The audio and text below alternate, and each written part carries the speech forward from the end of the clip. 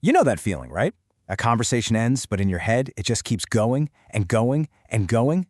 It can be so frustrating. So why on earth does our brain get stuck on replay? Well, let's get into it. It happens at the worst times, doesn't it? When you're trying to fall asleep, or you're in the shower. Sometimes it even happens while the other person is still talking.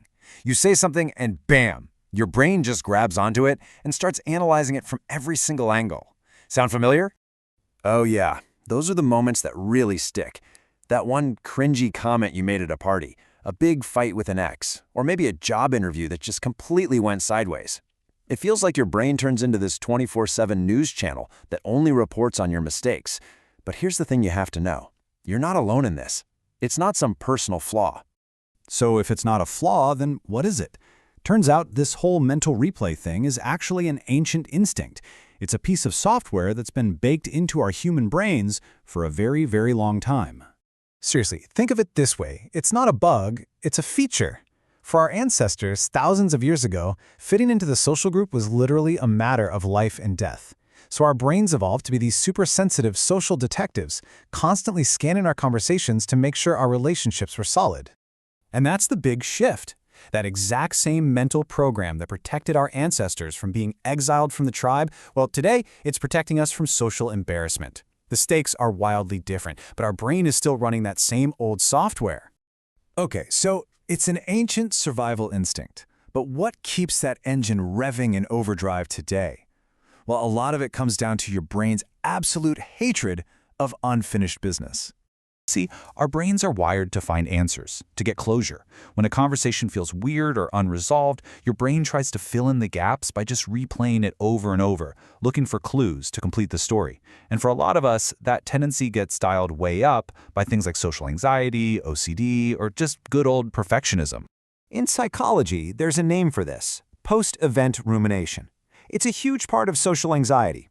You're not just thinking about what happened, you're actively hunting for your own mistakes. It's like you go into the replay already convinced you messed up, and you're just looking for the evidence to prove it. And then sometimes, it's more than just anxiety. It's a compulsion. For people with OCD, which some call the doubting disorder, the brain is desperate for certainty. It's that voice that says, replay it again, just to be sure. Are you positive you didn't say the wrong thing? Let's check one more time.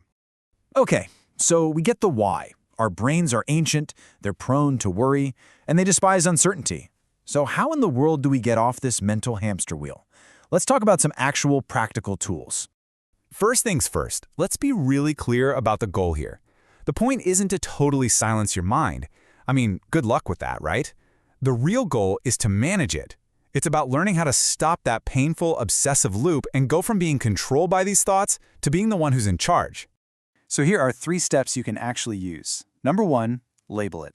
The second you catch that loop starting, just say to yourself, okay, I'm ruminating. Just naming it creates a little bit of space between you and the thought. Number 2, schedule it. This sounds a little weird, but tell your brain, okay, we can totally worry about this for 5 minutes at 7 p.m. tonight.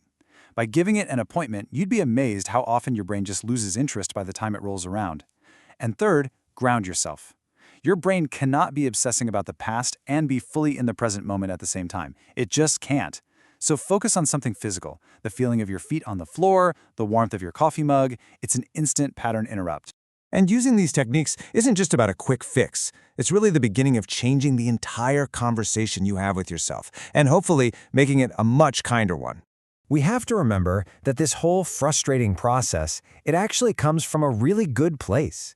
It comes from this deep, human desire to be safe in our social groups, to connect with people, and to feel understood. It's part of our fundamental wiring.